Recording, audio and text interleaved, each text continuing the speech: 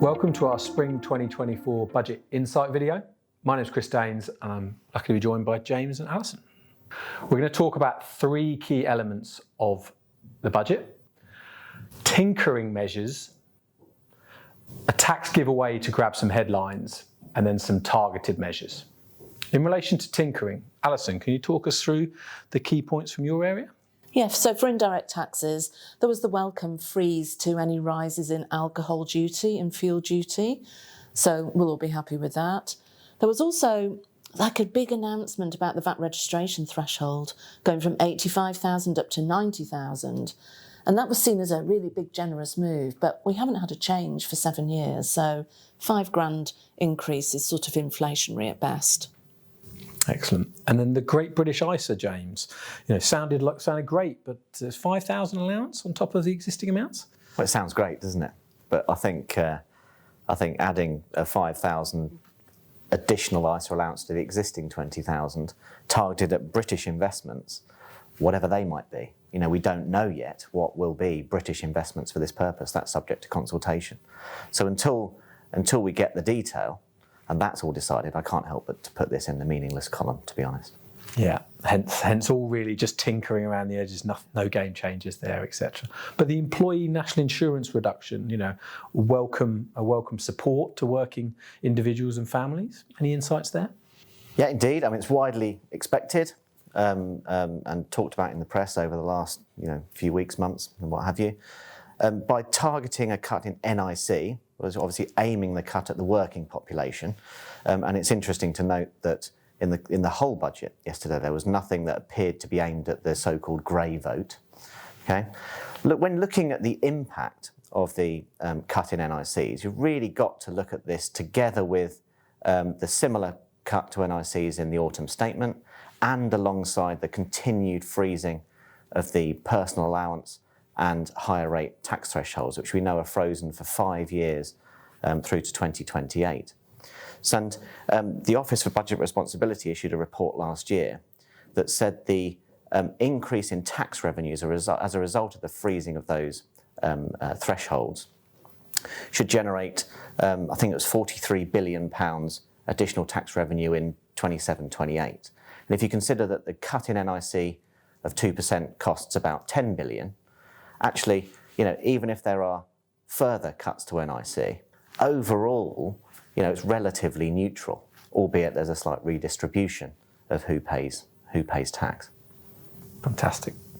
And then let's move on to the targeted measures. In relation to corporation tax, there was full expensing changes, but not really moving the needle. Some great support for the creative industries. And then the windfall tax, a 1-year extension, going to bring in £1.5 billion.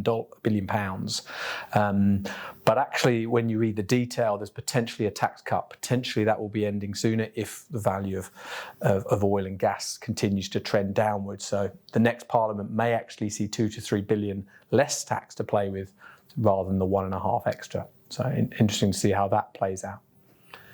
Alison, in relation to indirect taxes and the vape rules, what was there? Well, I know. Well, that was hotly anticipated, wasn't it? Given the Prime Minister's views on vaping and the youth and the population sort of taking up vaping, it was expected that this would be introduced. It's only been introduced, though, from October 26. The excise duty will be based on the amount of nicotine that's in the vape. It's ironic, though, isn't it? Because only a few years ago, this was being touted as the healthy option. We're even talking about them being tax-free. So interesting to see the social policy coming into force. Interesting. And then, James, in your area, we had Furnished holiday let abolition, but then the capital gains tax rate coming down for resi property. Yeah, so the Furnished holiday let rules are to be abolished.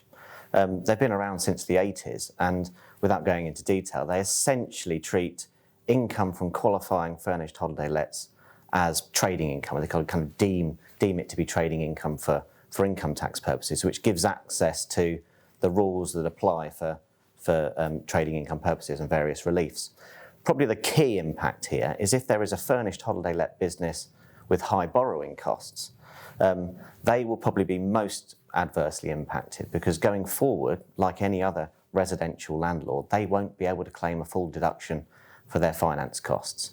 Instead, they will get a basic rate tax credit for those costs, potentially significantly increasing the effective tax rate for some furnished holiday let businesses. Perfect. And you mentioned capital gains tax, Chris, the reduction in the main rate of capital gains tax that applies on the sale of residential properties from 28% to 24%. That was said to be because that was the optimum rate. It would encourage the sale or movement in residential properties. I personally fail to see how that can be the case, but we'll wait and see. Fantastic. And then the last targeted measure that impacts almost 80,000 people who are in the UK, the non-dom regime abolition. Any insights there? The impact of non-doms, that's UK resident non-domiciliaries, people who come to the UK, usually temporarily. I mean, the impact economically is difficult to quantify, but as you say, it's said there's 70 or 80,000 of them paying roughly 12 billion in tax per annum. Now, it was widely anticipated that the current rules would be abolished, and arguably that's not before time when you consider that the remittance basis rules have been around in the tax legislation in the UK for around 225 years, believe it or not. Under current rules, UK resident non-domiciliaries, non-doms, only pay or can only pay UK income tax and capital gains tax on their foreign income and gains when they choose to remit those gains to the UK. And that treatment can apply for a period of up to 15 years. Okay, so that of itself is very generous, but it's also a disincentive to them to bring those funds to the UK. Under the new rules, which will apply from April 2025, people coming into the UK, so non-doms coming into the UK, will have their foreign income and gains exempted from income tax and capital gains tax for a period of 4 years. That's competitive when you look at similar rules globally. And it also means they can bring those foreign income gains to the UK without a tax charge, therefore an incentive for them to bring their money and spend it in the UK. The rules will work slightly differently for inheritance tax purposes, and I think necessarily so, due to the significance of inheritance tax, particularly when compared to similar taxes globally. Importantly, inheritance tax will move away from being centred around the concept of domicile, with its inherent uncertainties, and move towards being a residence-based tax. So when someone comes into the UK, initially, as a non-dom at the moment, they're only liable to, or rather their estate is only liable to inheritance tax on their UK-situated assets. Okay? Only when they become domiciled does their worldwide estate become liable to inheritance tax.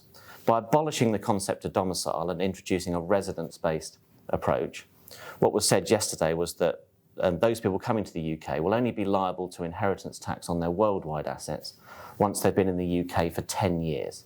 Further detail will be the subject of consultation, so I expect this is another one of those cases where the devil will be in the detail in the draft legislation when we see that later in the year. Fantastic. Thanks, James. So really positive if people bring more funds to the UK, really positive it brings more people to the UK, but worrying if some of those non-doms choose that this is the trigger to leave and set up elsewhere. Indeed, there's a balancing act between being fairer and perhaps more modern in our approach, and not creating a disincentive to come to the UK, or indeed creating an exodus of these people from the UK. Fantastic. Thank you, James. Thank you, Alison. Thank you for listening. For any further information needs, please visit mha.co.uk.